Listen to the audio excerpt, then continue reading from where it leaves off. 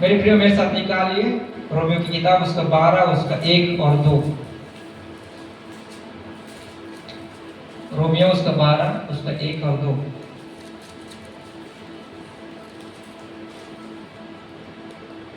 इसलिए हे भाइयों, मैं तुमसे परमेश्वर की दया स्मरण दिलाकर विनती करता हूँ कि तुम अपनी शरीरों को जीवित और पवित्र और परमेश्वर को भाता हुआ बलिदान करके चढ़ाओ। यही तुम्हारी आत्मिक सेवा है। इस संसार के सदृश ना बनो, परंतु तुम्हारे मन के नए हो जाने से तुम्हारा चाल चलन भी बदलता जाए, जिससे तुम परमेश्वर की भली और भावती और सिद्ध इच्छा अनुभव से मालूम करते रहो। मेरे प्रियो बात आती है कि हम अपने आत्मिक जीवन को किस प्रकार से ग्रोथ करें, है ना? हम काम में हैं, हम हमारे सेवकाई में लगे हुए हैं, हम हमारे बिजनेस में होंगे, हमारे हर एक कामों में हम व्यस्त होंगे, लेकिन परमेश्वर आज हमको बोलता है और बताता भी है कि हम किस प्रकार से अपने आत्मिक ग्रोथ को हम बढ़ा सकें। हम इस बात में कंफ्यूजन है कि मैं तो प्रार्थना कर रहा हूँ, मैं घुटना भी टेक रहा हूँ, वचन को भी पढ़ रहा हूँ, लेकिन मैं आत्मा में क्यों नहीं पढ़ रहा हूँ? क्या कारण है उस चीज का, है ना? लोग इस बात को नेगेटिव बातों को बोल बोल कर हमें कहीं न कहीं कर्ष और श्राप से डाल दिए हैं, ऐसा हमारा जीवन काफी बार लगता है। लेकिन परमेश्वर का वचन आज हमें इस बात को बताती है कि किस प्रकार से हम अपने आत्मिक सेवकाई में रहे, है ना? मलाकी की किताब बोलता है कि हम हर एक व्यक्ति एक मैसेंजर है, सेवा करने वाले हैं, वचन को देने वाले हैं। परमेश्वर का वचन बोलता है उसमें ज्यादा कुछ नहीं है। परमेश्वर सिर्फ इतना ही बोला है कि तुम अपने शरीर को जीवित और पवित्र और परमेश्वर को भावता और बलिदान करके चढ़ा दो। हमें ज्यादा कुछ माथापच्ची करने का जरूरत नहीं है ना? 40 डेज फास्टिंग बहुत बढ़िया बात है। मैंने कोशिश किया लेकिन नहीं हो पाया, आधा रास्ता में रुक गया। प्रार्थना रात भर बड़ा मुश्किल है, नहीं हो पाता। रियलिटी है, प्रैक्टिकल करके मैं वहां से जा रहा हूँ, है ना? लेकिन खुदा इस बात को आपको और मुझे बताता है कि सिर्फ इतना ही करो कि अपने आप को जीवित पवित्रता के हाथ में सौंपो। मेरा मसीह जीवन से पहले इतना ही मेरा प्रार्थना था कि खुदा मैं अपने आप को तेरे हाथों में देता हूँ। यही वो वचन है, यही वो वचन है। हम सब एक साथ पढ़ेंगे, हम सब एक साथ पढ़ेंगे इसी वचन को। रोमियो 12 उसका 1 पढ़ेंगे हम सब एक साथ, हम सब निकाल लेंगे। मैं गिनती गिनूंगा 1 2 3। इसलिए हे भाइयों, मैं तुमसे परमेश्वर की दया स्मरण दिलाकर विनती करता हूँ कि अपने शरीर को जीवित और पवित्र और परमेश्वर को भावता हुआ बलिदान करके चढ़ाओ। यही तुम्हारी आत्मिक सेवा है। That's the point। अभी हम पॉइंट में हैं। आपको भी कभी कभी लगता होगा ना, जिनका शादी नहीं हुआ, कि मैं एक पास्टर से शादी करूं या फिर मैं एक वर्शिपर बनूं, एक सेवकाई करूं, मैं अपने वचन को उस लेवल तक लेके जाऊं जो लोग सुने उस बात को। हमें काफी बार लगा होगा। मैं जब बड़े बड़े पास्टरों को देखता हूँ, फर्स्ट दिन पे मेरा भतीजा और मैं गए थे, मेरा दीदी का बड़ा बेटा के साथ। मामा वो देख पास्टर सूरज प्रेमानी जी आए हैं बोले। मैं बोला एक दिन मैं भी वहां पे रहूंगा। हमें मैं उसको बोला, अब पता नहीं खुदा ने मेरी प्रार्थना सुना या फिर नहीं, लेकिन मैं बोला उसको, मुझे इच्छा है, वो पोस्टिंग मुझे चाहिए। एक समय था हम आईएएस के बारे में सोच रहे थे। पूरे डिस्ट्रिक्ट का एक मजिस्ट्रेट होता है ना? पूरी डिस्ट्रिक्ट संभालता है, उसके बिना कोई नेता भी अंदर नहीं आ पाएगा जब तक उसकी सिग्नेचर उस फॉर्म में ना हो। आज हम उस अथॉरिटी को हम लेने जा रहे हैं, आज हम उस पद को लेने जा रहे हैं जो कि शैतान अगर हमारे चर्च के अंदर, हमारे लोगों के अंदर आने के लिए हुए, उसको सोचना पड़ता है। अगर मेरे परिवार में कुछ प्रॉब्लम है तो उसको सोचना पड़ता है कि क्यों मोतीलाल है। काफी बार स्वप्न में ऐसा हुआ है कि कुछ शैतान एक ऐसी आत्माएं आती है जिसकी शक्ल नहीं दिखती है, बॉडी नहीं दिखती है, हमारे हाथ पैर को क्या करते हैं, कवर कर लेते हैं, पकड़ लेते हैं। लेकिन उस जगह हाथ पैर नहीं चल पाता, लेकिन उस जगह परमेश्वर का अन्य भाषा काम करता है। हालेलुया। कितने लोगों ने इस चीज को अनुभव किया है? काफी बार ये होता है। उस जगह आपका ये बाइबल का वचन भी काम नहीं आता है, ट्राई नहीं हो पाता। एक्चुअली वो खुदा की ओर से होता है। बाइबल का वचन उस जगह काम नहीं आ पाता है, लेकिन उस जगह अगर हम बोल दिए रा बाबा सुप्रिया रबा, ओ माय गॉड, उसका 2 सेकंड भी उस जगह पर रह नहीं पाता है और वो गायब हो जाता है और हमें फिर स्वप्न से उठना पड़ता है उसके बाद। अगर आज आप और मैं हम इस बात को सोच रहे हैं कि कैसे हम प्रभु में बढ़े, कैसे आत्मिक रीति में हम बढ़े, उसका एक ही सवाल का आंसर यही है कि मैं खुदा अपने आप को जीवित और पवित्रताई के रूप में आपके हाथ में मैं देता हूं। मैं अपने आप को जीवित पवित्रताई के हाथों में मैं देता हूं। ज्यादा कुछ नहीं है, इतना ही है। उसके लिए भी हमें तैयार होने की जरूरत है। बोलो, उसके लिए भी हमें तैयार होने की जरूरत है। अब तैयार कैसे होना है? किस बात के लिए? हमें पाउडर लगाने की जरूरत है? नहीं। हमें 6 दिन फास्टिंग करने की जरूरत है? यस बोलिए, यस बोलिए। हमें करने की जरूरत है। एक दिन आप पूरे 1 हफ्ता फास्टिंग रही है, उससे आपका बॉडी हल्का होगा, आत्मा नहीं बढ़ने होगा। We need to continue that process which we are doing now, है ना? हमें उस चीज को कंटिन्यू रखना है जो आज हम कर रहे हैं। आज मेरे लिए खुशी की बात है। बोलो क्यों? मेरा जीजा मेरे साथ में है आज।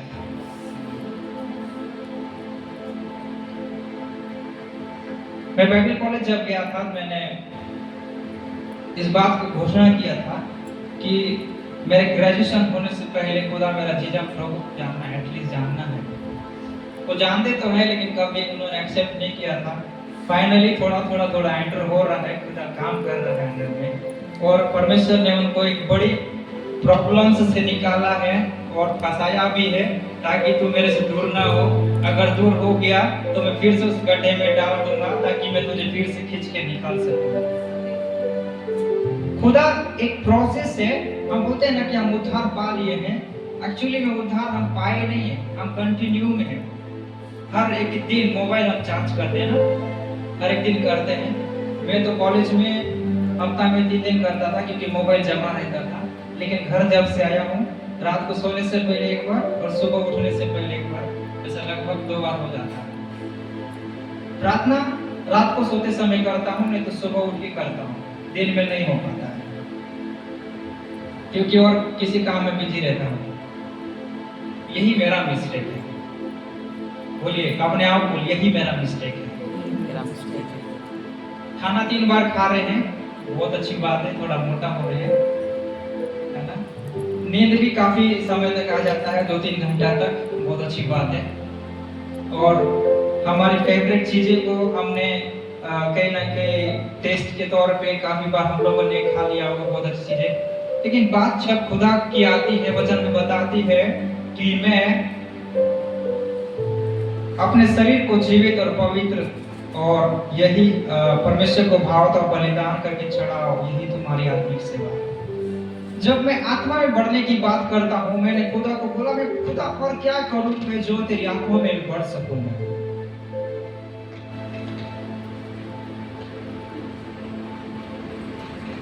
मैं काफी बार इस क्वेश्चन को मैं करता हूँ खुदा से कि खुदा मैं और क्या करूँ मैं तेरी आत्मा में बढ़ सकूं। प्रार्थना तो होता नहीं है 3-4 घंटे मेरे से। फास्टिंग करूँ तो हॉस्टल में बोलते हैं कि फास्टिंग करना मना है। घर में माँ बोलेगी नींबू पानी बना के दूं, कॉफी बना के दूं, बेटा खाना खा ले पतला हो गया। ये एक एग्जाम हमारे जीवन में है, पेपर हमारे जीवन में चल रहा है ना? दूसरा कोई आपको नहीं बोलेगा, सबसे पहले आपके खुद के लोग आपको परेशान करेंगे जब आप अपने आप को खुदा के हाथ में सौंप दो। दूसरा पड़ोसी नहीं बोलेगा ये बाबू थोड़ा चाय पी लेता। एक्चुअली वो कोई प्रोटीन नहीं है बल्कि वो डिस्टर्ब है जो हमारे जीवन में आता है। और वही आत्मिक जीवन आपको बढ़ाने के लिए, आपको ग्रोथ करने के लिए इस सारी चीजों को नम्रता तरीके से अवॉइड करना पड़ेगा। मैं जब कुरंदी राइस प्लांट है, राइस बनाया चावल निकाला जाता है, धान से अलग करते हैं। जब नाइट ड्यूटी लगता था मेरा रात को 9 बजे से सुबह 9 बजे तक, तो मैं अन्य भाषा में जब मशीन की गड़गड़ाहट रहती थी, लोग सुने नहीं, इसलिए मैं भयंकर चिल्ला चिल्ला के मैं प्रार्थना करता था। लगभग 3 महीने मैंने प्रार्थना किया और उस 3 महीने के अंदर में खुदा काफी सारी चीजों को चेंजेस किया। चेंजेस करने के बाद क्या होता था, मैं चर्च नहीं जा पाता क्योंकि मालिक जो है जाने ही नहीं देता था, क्योंकि 2 लोग रहते थे एक शिफ्ट में रहने के कारण में मेरा ड्यूटी छुट्टी नहीं हो पाने के कारण मुझे काम से छुट्टी नहीं मिलता था। खुदा ने उस जगह पे एक ऐसा चीज को किया, एक ऐसा प्लान को किया और उस मालिक ने बोला कि बेटा तेरी छुट्टी हो गई, तू जा सकता है। Hallelujah, hallelujah. मैं बता रहा हूँ परमेश्वर आज आपको बेस्ट मनी, है ना, हमारे बीच में माँ है, हमारे बीच में बड़ी बहन है, मेरे जीजा है, सियाम लोग है। परमेश्वर हमको बहुत अच्छा ब्लेसिंग्स को दिया है, लेकिन उस ब्लेसिंग्स को रख नहीं पाते हम। तो उसको क्या करते हैं, हम रखते भी हैं तो हम उसमें डूब जाते हैं, इसको छुपा दिया में डूब जाते हैं इस प्रकार से। तो खुदा आपको वार्निंग दे रहा है कि अगर हम उसको अपने कंट्रोल में नहीं लेते हैं, किसने दिया है हमको काम?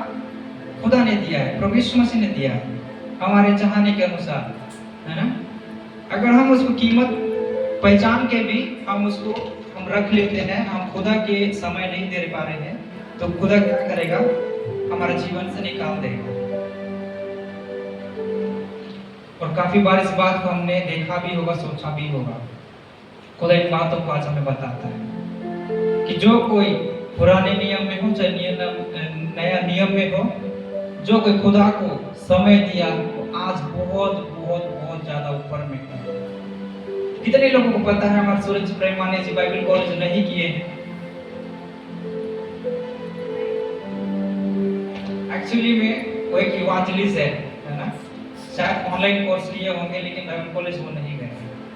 लेकिन उनका एक इंटरनेट वाली फोटो हमारे बीच में आई थी और हमने देखा कि पीछे चावल बोरी रखी हुई है और वो बंदा क्या कर रहा है, पढ़ रहा है और पढ़ते पढ़ते सो गया। एक्चुअली वो समय वो अपने आप के लिए दे रहा है, प्लस उस खुदा को दे रहा है जिसने उसको काम दिया। और आज वो एक ऐसा व्यक्ति बन चुका है, जो कोई उसके साथ जाता है या फिर जो जहाँ पे भी जाते हैं उसके लिए गाड़ी आती है। क्या आती है? गाड़ी आती है। 4 स्टार और 5 स्टार होटल बुक्स होती है उसके लिए आगे और पीछे लोग खड़े होते ताकि वेलकम कर सके। उसके लिए 10 पास्टर खड़े होते कि हम उसको स्टेज तक लेके जाए। परमेश्वर वो ब्लेसिंग आज आपको और मेरे जीवन में भी दिया है, बट हम क्या करते हैं, उसे अवॉइड करते हैं, हम उसे नकारते हैं। और हम कैसे बोल सकते हैं कि हम आत्मिक जीवन में हम बढ़े? अगर हम बढ़ रहे हैं, आप अपना रूट को देखिए, अपने जड़ को देखिए, अपने जगह को देखिए कि क्या कारण है, कैसे मैं बढ़ रहा हूँ, है ना। खुदा ब्लेसिंग्स देता है लेकिन हम संभाल नहीं पाते हैं। ज्यादा महत्व देने के कारण खुदा खींचने के लिए लोग तैयार है। इस बात को हमें बड़े ध्यान से सुनने और समझने की जरूरत है। खुदा बोलता है कि तुम अपने आप को जीवित पवित्रताई के रूप में सौंप दो, और सौंपने के बाद अगर आप समय नहीं दे रहे हो तो वो लेता भी है। मैं 3 दिन फास्टिंग करने के बाद एक शादी में गया। गांव का बाजा आप लोगों ने सुना होगा, उस शादी में मैं गया। जो खुदा ने मुझे गिफ्ट में दिया, मैं उसे 1 दिन में गवा दिया। जो पिछले 1 साल से मेहनत कर रहा हूँ एक शादी में जाने के कारण में, वो म्यूजिक सिस्टम, वो माहौल ऐसा था कि अजीब अजीब लगता है उस जगह, और मेरी स्पिरिट जो है कहीं ना कहीं बहुत चलेगी। उसे पाने के लिए फिर से प्रार्थना, फिर से उपवास करना पड़ा, फिर से वचन को कंटिन्यू करना पड़ा, तब जाके वो धीरे धीरे धीरे कवर हुआ। खुदा आज आपको भी एक एक गिफ्ट दिया हुआ, एक एक अनुग्रह दिया हुआ है, और एक एक कई ऐसे बातें जो दी हुई है, शायद आप नहीं जानते हो, शायद आपको समझ नहीं आ रहा होगा, या फिर शायद आप इस बात को समझ ही नहीं पा रहे हो। या फिर समझना ही नहीं चाहते, और आप अपने स्पिरिट को, गिफ्ट को खो दिए हो कहीं ना कहीं उस बात। परमेश्वर बोलता है कि तुम अपने आप को जीवित और उत्तरदायी में सौंप तो दिया, लेकिन है ना, मोबाइल में चार्ज डाल तो दिया, लेकिन बटन ऑन करना भूल गया मैं। कैसे चार्ज होगा? पॉसिबल नहीं है। आज हमारा जीवन बहुत अच्छा है, बहुत अच्छा है, बहुत अच्छा है। मैंने लास्ट कैंप में एक डिसेंबर ट्रेनिंग कैंप में गया था, और उसके बाद जहां हमारे मरियम माँ को मानते हैं, जो व्हाइट ड्रेस में रहते हैं, मंक बोला जाता है कहीं ना कहीं उनको। उन लोगों ने, उनका जो सेवकाई है, किसी का पैर नहीं है, किसी का मुंह टेढ़ा है, किसी का सर टेढ़ा है, किसी के बाल नहीं है, कोई बोल ही नहीं सकता, किसी का लाल टपक रहा है। वो इस प्रकार से उनका जीवन है, और वो उस जगह पे सेवकाई करते हैं। तो हमने इस बात को सोचा, खुदा ने हमें कितनी अच्छी तरीके से बनाया हुआ है कि हम देखने आएंगे। उनको भी लगता होगा हमारे समान बोले, उनको भी लगता होगा हमारे साथ एंजॉयमेंट करें, लेकिन जो खुदा आज आपको ब्लेसिंग से दिया, सबसे बड़ी बात यही है कि खुदा आपको चुना है, प्लस आपको इतनी बेस्ट तरीके से रचा है कि कम से कम लोगों की तरह किसी बिस्तर में सो के, है ना, किसी से सेवकाई तो हम नहीं ले रहे हैं, हम अपनी सेवकाई खुद कर रहे हैं हमारे लिए। तो आज आप कौन सा निर्णय लेने वाले हो, है ना, आज आप कौन सा निर्णय लेने वाले हो? जो खुदा बोलता है कि तू सौंप दे, यही तुम्हारी आत्मिक सेवा है। और आगे बोलती है कि संसार के सदृश न बनो, परंतु तुम्हारे मन के नए हो जाने से तुम्हारा चाल चलन भी बदल जाए, जिससे तुम परमेश्वर की भली और भावती और सिद्ध इच्छा अनुसार से मालूम करते हो। अब बात आती है खुदा को हमारा जीवन, हमने हमारा जीवन खुदा के हाथ में सौंप दिया। खुदा अब हमको कवर कर चुका है। कवर करने के बाद हमारा चाल चलन की बात आती है। खुदा बोलता है कि अब तुम्हारे चाल चलन की बात कैसे हो जाए। हमें अपने आप को देखने से जब लगता है कि मैं तो बेस्ट तरीके से बहुत अच्छा हूँ, लेकिन खुदा बोलता है कि तुम अपने चाल चलन के सदृश न बनो, परंतु तुम्हारे मन के नए हो जाने से तुम्हारा चाल चलन भी बदलता जाए। हम प्रार्थना कर रहे हैं, लोगों का बुखार नहीं छूट पा रहा है, ये कैसे हो सकता है? हम उपवास कर रहे हैं, लेकिन खुदा हमसे बात नहीं कर पा रहा है, ये कैसे हो सकता है? खुदा तो बोला है ना कि जब तुम मेरे नाम से कुछ मांगो तो मैं तुम्हें दूंगा। क्यों नहीं हो रहा है? क्या कारण हो सकता है? परमेश्वर हमें बताता है आत्मिक जीवन के साथ साथ हमारा वो चाल चलन भी बदल जाए जो खुदा हमसे चाहता है। खुदा बोलता है कि मैं तुम्हारे साथ हूँ, मैं तुम्हें बढ़ाने वाला पिता परमेश्वर हूँ, और मैं तुम्हें जानता हूँ। तुम सिद्ध हो जाओ और सिद्ध इच्छा के अनुसार तुम चलते जाओ, और तुम मुझसे मालूम भी करो। जानकारी भी तुमको रहना है कि मैं सही पोजीशन में हूँ। खुदा तो दे दिया पोजीशन आपको और मुझे, लेकिन हमको पता भी होना चाहिए कि हम किस पोजीशन में हैं, है ना? मुझे जो घमंड खाते हैं कहीं ना कहीं काफी बार इस बात को अच्छा लगता है कि वो कम से कम उसका घमंड, उसका आइडेंटिटी हो रहा है कि ये किस प्रकार का आदमी है। नम्र का तो कोई व्यक्ति ही नहीं है ना। हमारा जीव बहुत नम्र है शरीर में से, तो कहीं दबता है, कहीं साइड हो जाता है, कभी बार हमको गाइड करता है खाने में, लेकिन जो ये दांत रखा हुआ है ये बड़ा ढीठ आदमी है, ये किसी की बात नहीं मानता, सिर्फ चबाने में लगा हुआ है। कहीं हमारा जीवन ऐसा तो नहीं है कि हम जीव के समान है या फिर हम दांत के समान है, हमको आज समझना है। परमेश्वर बोल रहा है आप अपने आप को सिद्ध करो और उसे मालूम करो, ताकि तुम नई सृष्टि में नई बातें सीखते जाओ और आत्मा में तुम बढ़ते जाओ। एक बार मेरे साथ निकालिए गलती उसका 5:19 से लेकर 21 तक पढ़ देंगे। गलतियों की किताब उसका 5:19 से 21 तक पढ़ देंगे। शरीर के काम तो प्रकट हैं, अर्थात बेविचार, गंदे काम, लुचपन, मूर्ति पूजा, टोना, बैर, झगड़ा, ईर्ष्या, क्रोध, विरोध, फूट, विधर्म, डाहा, मतवालापन, लीला कीड़ा और इनके जैसे और काम हैं। इनके विषय में मैं तुमसे पहले से कह देता हूँ, जैसा पहले कह भी चुका हूँ, कि ऐसे ऐसे काम करने वाले परमेश्वर के राज्य के वारिस ना होंगे।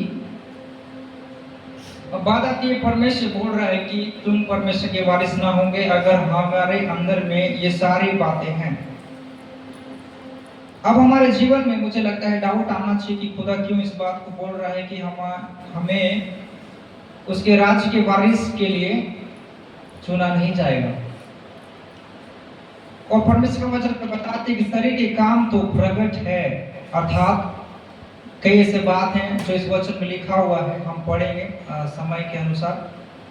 परमेश्वर इस बात को हमें बताती है 6:8 में, क्योंकि जो अपने शरीर के लिए बोता है वह शरीर के द्वारा विनाश की कटनी को काटेगा, और जो आत्मा के लिए बोता है वह आत्मा के द्वारा अनंत जीवन की कटनी को काटेगा। बहुत ही अच्छा खुदा ने एक वचन लिखा हुआ है हमारा जीवन में। आज हम जो कुछ कर रहे हैं शरीर के लिए, परमेश्वर का वचन हमें बताती है कि हम उस शरीर को नाश करने वाले हैं, लेकिन जो आत्मा के लिए जो जी रहा है ना, हफ्ता में एक बार भी उपवास रख रहा है, तो वो अपनी आत्मिक जीवन के लिए वो लड़ रहा है। परमेश्वर बोलता है तुम उसकी कटनी को तुम काटोगे।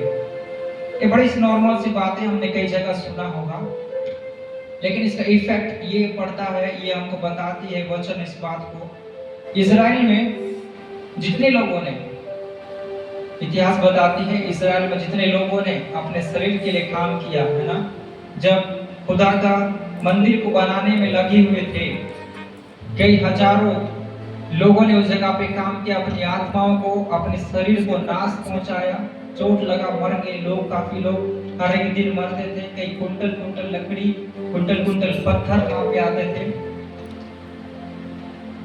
और परमेश्वर का वचन हमें बताती है इतिहास में कि जिस किसी ने भी अपनी जान उस जगह खोया है, वो अपनी कीमत खुदा उसको बहुत बहुत आगे लेके चलता है। रेवलेशन किताब जब हम पढ़ते हैं उसमें बताते कि हर एक जगह की पोजीशन है। जैसे कि आज हमारे पास हर एक के पास एक बैच रखा हुआ है, ऐसे स्वर्ग में भी एक बैच रखा हुआ है। बोलते हैं कि मैं तुझे उस जगह रखूंगा, ना तो कोई तुझे निकाल पाएगा और न तुझे कोई लगा पाएगा, सिर्फ मैं लगाऊंगा और तू वहीं पे रहेगा। आज परमेश्वर इस बात को बताती कि जो कोई अपने शरीर के लिए बोता है, शरीर के द्वारा विनाश की कटनी को काटेगा, और जो आत्मा के लिए बोता है वो आत्मा के द्वारा अनंत जीवन की कटनी को वो काटेगा। So we need to think, हम आज क्या कर रहे हैं। हम सोचना है कि आज हम क्या कर रहे हैं। आज हम इस मीटिंग में हैं, इसको छोड़ के और सोचना है कि आज हम क्या कर रहे हैं। और परमेश्वर बोलता है कि अगर हम शरीर के लिए बो रहे हैं तो शरीर ही काटेगा, आत्मा के लिए बो रहे हैं तो आत्मा की वो फल को काटेगा। एग्जाम्पल मैं देता हूँ, हमारी संगति ऐसे लोगों के साथ में है, हम तो चर्च जा रहे हैं, लेकिन हमारी संगति ऐसे लोगों के साथ में जो रफ लैंग्वेज बोलते हैं, जो कि हमें नहीं बोलना चाहिए, है ना। कोई शरीर का शब्द है, मुंह का शब्द है, दैट इज बैड न्यूज। लेकिन एक आत्मिक व्यक्ति जो खुदा के अनुसार चलता है और खुदा के लोगों के साथ में ही रहता है, फल तो दोनों लाएंगे, क्योंकि ये गाली देने वाले लोग भी हैं, इनको बहुत दिमाग ज्यादा है। फल तो इधर भी आएगा, क्योंकि परमेश्वर के राज्य के लोगों के लिए ये लोग काम करते हैं। लेकिन इसमें दो बात है, स्वर्ग कौन जाएगा, खुदा के लोग जाएंगे या फिर ये लोग भी जाएंगे? दोनों जाएंगे। दैट्स वेरी नॉर्मल थिंग, सोचने वाली बहुत साधारण सिंपल सी बात है। लेकिन कठिनी कौन सा काटेगा? आत्मिक बात की कठिनी को काटेगा, है ना। अगर यही व्यक्ति एक गंदे लोगों के साथ, गंदे लोग नहीं बोल सकते, जो खुदा के अनुसार नहीं चलते, उसके साथ जा रहा है, वो भी गाली सीख गया, तो क्या हो गया? क्या हो गया? क्या अपने आप को फिर से जीवित पवित्रता के हाथ में सौंप पाएगा? नहीं कर पाएगा। आज हमारे जीवन में भी यही गलती हो रहा है, मैं भी उसमें शामिल हूँ। मैं बहुत कोशिश करता हूँ, मैं तो अच्छा हुआ 4 साल उधर था, पूरी कॉन्टेक्ट रिमूव हो चुका है, नए नए भाई बहन बोल रहे हैं, लेकिन मेरी टीम मेरे साथ में है ना। माँ, मेरी मम्मी को मैंने बोला, माँ तू प्रार्थना करती है, दुआ करती है। एक दिन बेटा को कि मुझे तो बोली सुअर का बच्चा, तो सुअर का बच्चा है। तो मैं भी बोला तू भी सुअर की बच्ची है। कैसे पॉसिबल हो सकता है? खुदा बोल रहा है कि तू मेरा बेटा है, मेरी माँ बोल रही तो सुअर का बच्चा है। थोड़ा कॉमेडी लगा ना, थोड़ा कॉमेडी लगा। ये हमारा शब्द नहीं है, ये हमारा शब्द नहीं है। अगर हम खुदा को अपने जीवन दे चुके हैं, ये शब्द कैसे आ सकता है? How it's possible? पॉसिबल ही नहीं है। लेकिन पॉसिबल एक तरीका है, हमारी संगति डिपेंड करता है कि हम किसके साथ में हैं। हमारी संगति बताती है कि हम कैसे लोगों के साथ में हैं। हमारी संगति हमें उस मुकाम तक पहुंचाती है जहां हमें पहुंचना चाहिए। आज जो मीटिंग हो रहा है, जिसमें जो कुछ खर्चा हुआ है, हमारे नए मुंडा के भाई बहन है, हमारी मामी की टीम है ना, मेरी माँ है, बहन है, जीजा है, यहाँ जितने लोग बैठे सबका हाथ है और हम सब एक अच्छी संगति में हैं। और ये संगति खुदा चाहता है कि हम कंटिन्यू करें। और शुरू में एक एग्जाम्पल खुदा ने दिया कि एक बीज जब ऊपर से गिरता है एक फल के साथ में, उसे लगता है कि मैं तो खत्म हो गया, फल को तो खाएंगे, लेकिन बीज खत्म हो गया। और बीज को ये भी लगा कि कोई तो मुझे पाउडर बना के यूज कर लेगा फेस में, है ना। लेकिन बीज जब मिस्टेक से उस मिट्टी के अंदर में गया और कोई उसे उसका आकार दे के पानी रोज देता गया, तो वो बढ़ता गया। बढ़ने के कारण में एक नया पेड़ उत्पन्न हुआ और वो फल देने लगा और उस दिन वो खुश होता गया। अगर आज आप आपके जीवन में एक ऐसा फल को देखना चाहते हैं, एक ऐसा परमेश्वर का काम को आप देखना चाहते हैं, तो मैं बताना चाहता हूं, भले आज आप प्रार्थना मत करो, भले आज आप फास्टिंग मत करो, लेकिन आपके लिए कई ऐसे हजारों लाखों कम्युनिटी है, कई ऐसे लोग हैं जो आपके लिए प्रार्थना और दुआ में समय बिता रहे हैं। चाहे कोई भी हो, वो आपके लिए दुआ और प्रार्थना कर रहे हैं। लेकिन ध्यान इतना आपको और मुझे देना चाहिए कि हम किस बैकग्राउंड में वापस जा रहे हैं और हम क्या चीज सीख रहे हैं। और हमें इस बात को समझना है, जानना है कि हम जो बीज है, हमें कोई मसल के उसे यूज नहीं करेगा, बल्कि खुदा हमें उसे, हमारा भाषा में बोलते हैं कि उसे रोपेगा, जमीन में डालेगा, ताकि वो एक बीज से होकर, पौधा से होकर बढ़े और आप का नाम वो ले सके कि मैं उस वंशज से आता हूँ जो आज इस्राएल जाति बोलती है कि मैं यहूदा के जाति से आता हूँ। यीशु मसीह खुद वचन में बताते कि मैं दाऊद के संतानों में से हूँ, क्योंकि वो आत्मिक जीवनों को उन्होंने जिया, प्रैक्टिकली खुदा ने करके दिखाया। और फिर भी अगर हम हमारी बैकग्राउंड रॉन्ग है, गलत है, दैट्स द मिस्टेक, और हमसे बड़ा बेवकूफ कोई नहीं होगा। खुदा को जानते हुए भी अगर हम उसी बैकग्राउंड में वापस जा रहे हैं, गाली दे रहे हैं।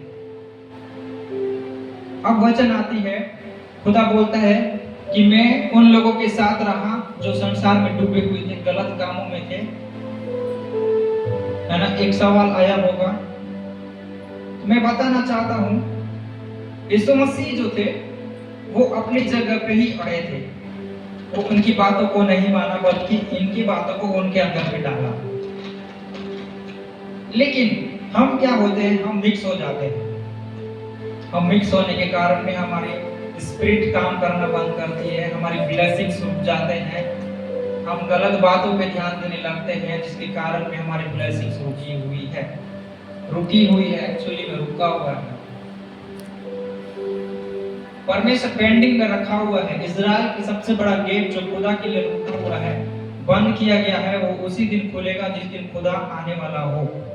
वैसे ही परमेश्वर उस दिन आपको देगा और दे दिया है जिस दिन आपको उस चीज की जरूरत होगी। और खुदा बताती कि हर एक व्यक्ति के ऊपर एक पवित्र आत्माएं हैं जो कि अलग अलग तरीके से काम करती है, लेकिन उस बात को हम नहीं जानते। नहीं जानने के कारण हमारा स्पिरिचुअल लाइफ कहीं ना कहीं आत्मिक जीवन हमारा नीचे होता जाता है, जिससे परमेश्वर का वचन भी फुलफिल नहीं हो पाता हमारे जीवन में। इस बात को सोचे और समझे कि हम कौन से बैकग्राउंड में थे। हम मत बोले कि हम कौन सी जगह पे थे, और मत बोले कि आज हम कौन सी जगह पे हैं। हमारा एक भाई हॉस्टल में, उसकी बहन को किडनैप किया गया, वेस्ट बंगाल का था, वेस्ट बंगाल बिहार का था। उसकी बहन को जब किडनैप हुआ, करीबन 6 महीने तक उसके अंडर में थे वो लोग, वो बहन थी। बाइबल रीडिंग का टाइम होता है 9 बजे रात को हमारे हॉस्टल में। तो एक बारा प्रसाद करके भाई है आंध्र प्रदेश का। जब बाइबल रीडिंग का टाइम हुआ, सीनियर था, फाइनल ईयर में था, उसने बोला, क्या तू भूल गया तेरी बहन 6 महीना तक किसी अंडर में थी? वो सुनने वाला सब थोड़ा सा कॉमेडी था, लेकिन उस बात को सोचने से हम नहीं भूलना चाहिए कि जिस बहन के लिए हमने 6 महीने प्रार्थना किया, 7वें महीने में वो घर आई, वही भाई खुदा की बात को न मान के वो पीछे जा रहा है। मिस्टेक कहाँ पे हुआ? यही हमारा मिस्टेक आज हमारा जीवन में भी है। जैसा कि किताब बोलती है, चेतावनी देती है, हमें उद्धार की बात बताती है, हमें पुनरुत्थान और भविष्य की आशा के बारे में बताती है कि जो कोई खुदा के साथ चला है वो उत्तम उत्तम पदार्थ खाया है, पिया है और उसके राज्य में प्रतिफल दिया है, बल्कि वचन हमको बताती है। प्रकाशित वाक्य ही हमको बताती है कि हमारी हर एक व्यक्ति की एक पोजीशन है, और जो कुछ हमने खुदा के लिए किया, खुदा के लोगों के लिए किया, हमारा मेहनत, हमारा फल व्यर्थ नहीं जाएगा, बल्कि एक ब्लेसिंग के रूप में चेंज होगा, और दोबारा हमारे आने वाले जनरेशन में परमेश्वर उसे ब्लेसिंग के रूप में रखा है, क्योंकि हमको इजराइल के इतिहास में हमको बताती है। आज हम सबसे बड़ी जाति में, भले आज हम महारा होंगे, भले आज हम घसिया होंगे, भले मैंने मेरे हॉस्टल में टॉयलेट साफ किया है ना, भले मैंने नाली साफ करने वाले घर में मैंने खाना खाया है, लेकिन परमेश्वर बोलता है कि मैं तुझसे प्यार करता हूँ, मैं तेरे लिए अपने आप क्रूस पे जान दिया, और तू आज मेरे वचनों को मान नहीं रहा है, क्योंकि तेरी बैकग्राउंड तेरी सही नहीं है। खुदा इस बात को हमें बता रहा है कि हम हमारे बैकग्राउंड को चेंज करें, हम हमारे सोचों को चेंज करें, कभी नेगेटिव पॉइंट मत जाना। परमेश्वर बोलता है कि मैं तुम्हारे साथ रहने वाला परमेश्वर हूं। इस बात को हमें ध्यान दीजिए। और खुदा बोलता है कि मैं तुझसे प्यार करता हूँ, 6:10 में लिखा हुआ है। इसलिए जहाँ तक अवसर मिले हम सबके साथ भलाई करें, विशेष करके विश्वासी भाइयों के साथ में। कितनी अच्छी बात है, कितनी खुशी की बात है। परमेश्वर बोलता है जितना हो सकता है कि तुम लोगों का मदद करो, साथ में भलाई का काम करो, खास करके विश्वासियों के साथ में जो प्रभु के साथ में जुड़े हुए हैं। परमेश्वर बोलता है कि हमें एक साथ सबको लेके चलना है, प्रेम में रहना है, बैकग्राउंड हमारा सही कांटेक्ट रहना है। इन सारी बातों को आज हम इस बात को ध्यान देंगे। परमेश्वर आपको और मुझे छूना चाहता है। अपने आंखों को बंद करें, हम प्रार्थना में जाएंगे, और इस समय में क्वाइट टीम आए, और जो शुरुआत में जो कोर्स कराया था आप लोगों ने, उस कोर्स को कंटिन्यू करो, हम प्रार्थना में जाएंगे। हालेलुया, धन्यवाद परमेश्वर, महिमा खुदा बाप, हालेलुया,